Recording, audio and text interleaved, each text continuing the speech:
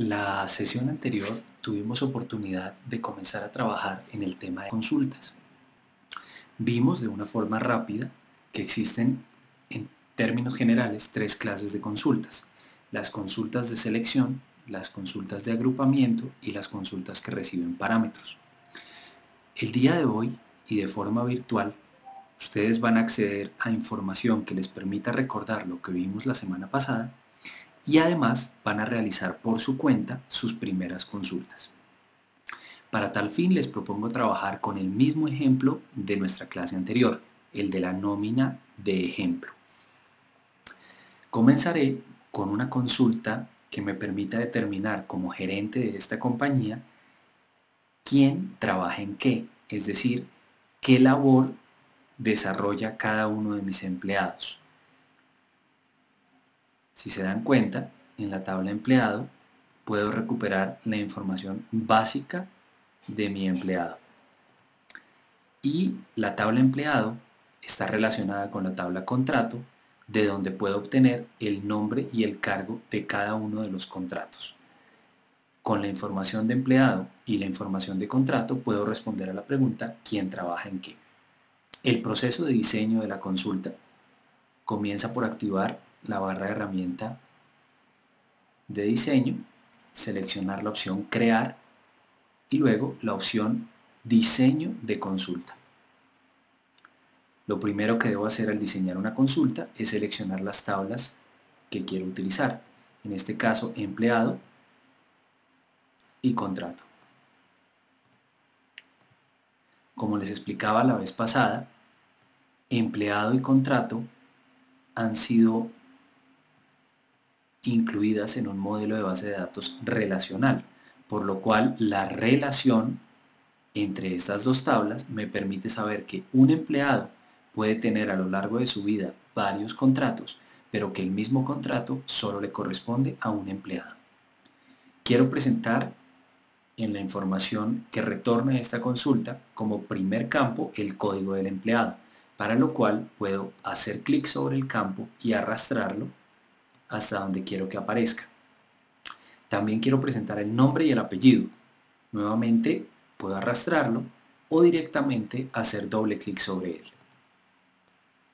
Y ahora que tengo la información de cada uno de los empleados, quiero saber cuál es el cargo que desempeñan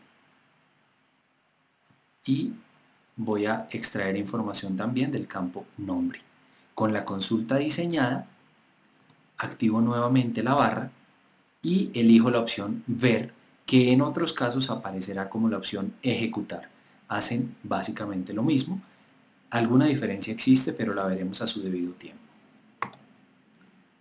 Al seleccionar la opción de ver, me doy cuenta de quién trabaja en qué. Así, por ejemplo, sé que Juan Miguel Martínez trabaja como coordinador de empaques y embalajes, que Laura Restrepo es la secretaria administrativa y que Camilo Mojica es el mensajero. Y son contratos de planta o a término fijo, dependiendo de la contratación propia de la compañía.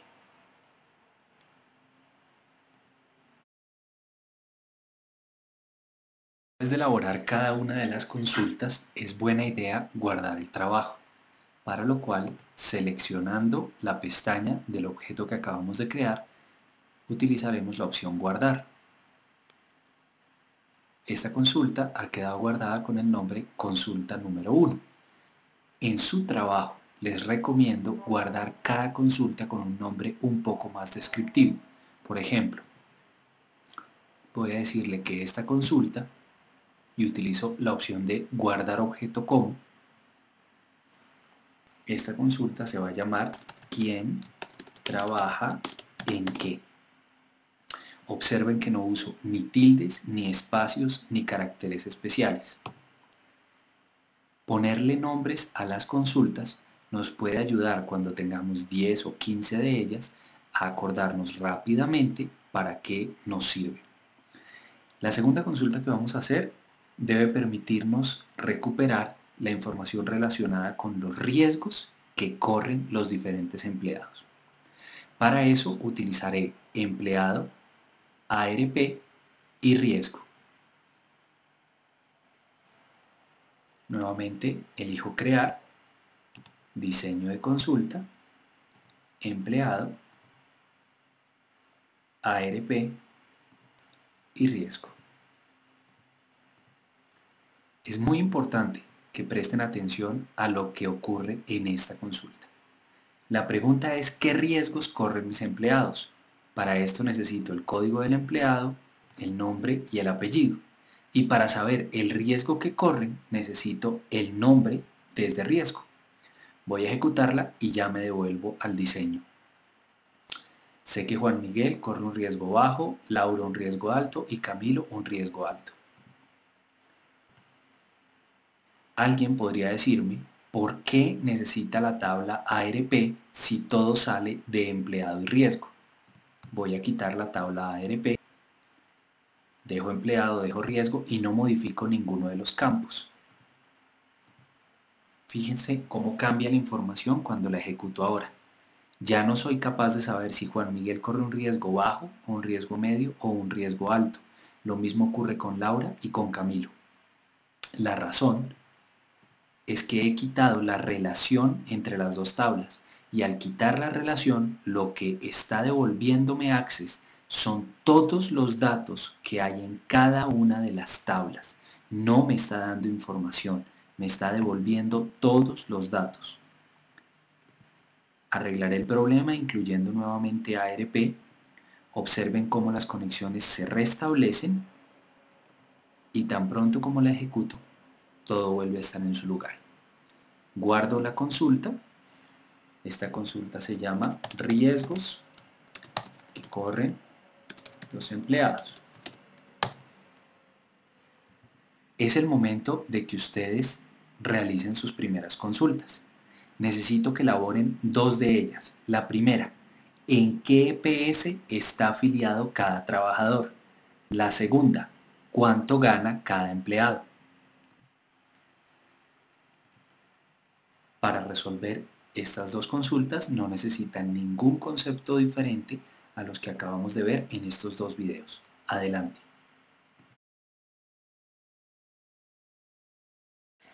Tal y como les decía al terminar nuestra sesión anterior, las consultas realmente interesantes, es decir, aquellas que brindan la mayor cantidad de información, son por lo general las que requieren un mayor esfuerzo durante su implementación. Un claro ejemplo de estas consultas lo constituyen las consultas de agrupamiento. Podríamos pensar en una consulta bastante común: ¿cuánto dinero representan al mes los sueldos de los empleados? Es claro que debo utilizar la tabla de empleado y la tabla de contrato en donde aparece el valor del sueldo mensual. Miremos cómo realizarla. Necesito empleado y necesito contrato. Como la pregunta se refiere a cuánto dinero, no necesito en realidad saber toda la información de los empleados. Digamos que para guiarnos puedo usar el código del empleado y el sueldo mensual. En teoría, de esta forma voy a saber cuánto le pago a cada empleado.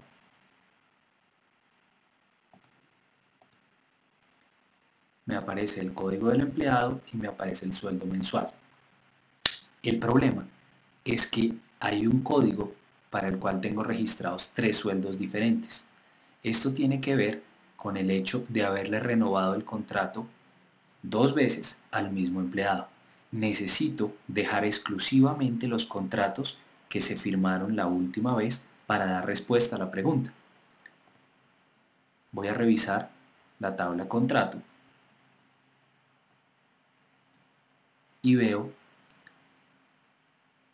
que el último contrato que firmó este código, que es el que me está generando la duplicidad de datos, se firmó el 1 de enero del 2010.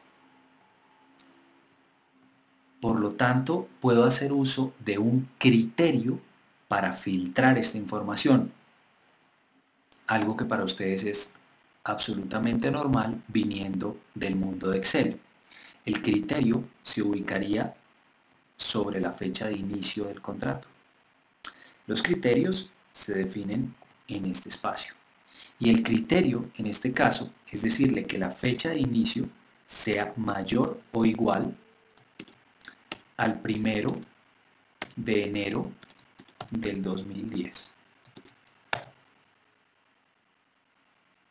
Perdón, no debí emplear estas comillas.